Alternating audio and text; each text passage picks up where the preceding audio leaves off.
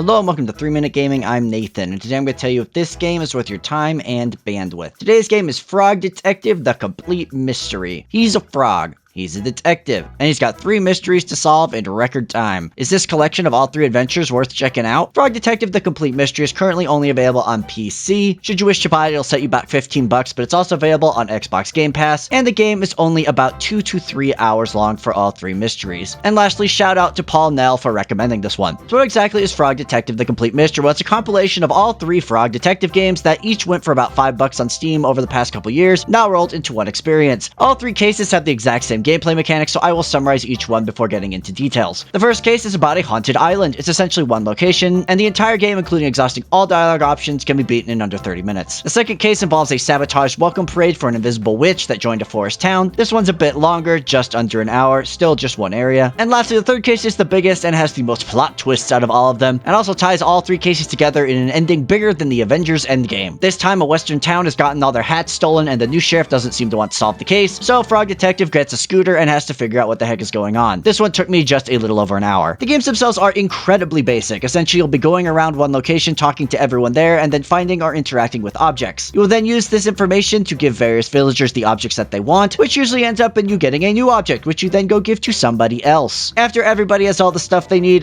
usually that signifies that the case is solved. It is clear these games are intended to be accessible for kids as well as adults, as starting with game 2, the detective will make notes of every interaction in case you forget who needs what, which is nice. The star of the show, however, is this game's humorous writing, which manages to strike that perfect balance between being entertaining for children while having more than enough jokes that adults will get some chuckles out of it as well. The characters are all fairly unique, and the game is very self-aware, which certainly helps with the humor. Lastly, the game's graphics are a bit basic, but I honestly really like them as they work well with the game's overall presentation. If you are looking at this, it is clear why this is a PC-only release. They have not yet created a console powerful enough for the might of Frog Detective. Maybe the Series X2 or the PlayStation 6 will finally get a port. And that's basically it. These are 3 very light adventure games with their focus on accessibility and comedy, and are short enough that you can get through all 3 in an afternoon. So what did I like about the Frog Detective games? Well, I found the humor and writing to be on point, with the comedy being the highlight and the game's positive vibes throughout completely infectious. I was playing most of this with a big dumb grin on my face, and if you're having a bad day, this one would certainly perk you up. Additionally, this game's simplicity is its strength. This is an easy 2-ish hours of lightweight charm, and if you like Chivos, it's easy to get all of them in that time as well. And lastly, I'd say this is a fantastic game for young kids, with some easy puzzles paired with a charming story, positive messages, and is still entertaining that an adult could play along. When it comes to the bad, as mentioned, this game is stupidly simple, to the point of almost feeling insulting should you be over the age of 5, with the main loop being get thing, give this thing to other person 3 feet away for the next thing to hand off. Additionally, these games are just so short, the first case being only about 15 to 20 minutes long. Honestly, all 3 of these games would have benefited from having like a second zone to puzzle in, to help develop the characters and maybe provide some much needed length. And lastly, if this game's humor and writing do not land for you, you will not enjoy the game full stop. That is the main draw, so if you don't find this funny, you will find the game to be a waste of time. As you know, I rate games here on a 3-point scale: must play, maybe consider, don't bother, and I'm going to be completely subjective here and say I think this game is a must play because it completely charmed me. All 3 cases were weirdly engrossing, and the whole little world they constructed here, despite it being very short, really sucked me in. I don't know if I'd recommend buying it for $15 considering the game's length. Maybe get it on sale, but if you have Game Pass and want something light and charming to cheer you up in this hell world we live in, I cannot think of a better option. It is absolutely worth becoming both a frog and detective who cannot wear hats. That's all I have for you today. Thank you so much for watching. If you played Frog Detective, do you have kids, you're gonna play it with them, please let me know in the comments. Regardless, make sure you go give this one a look.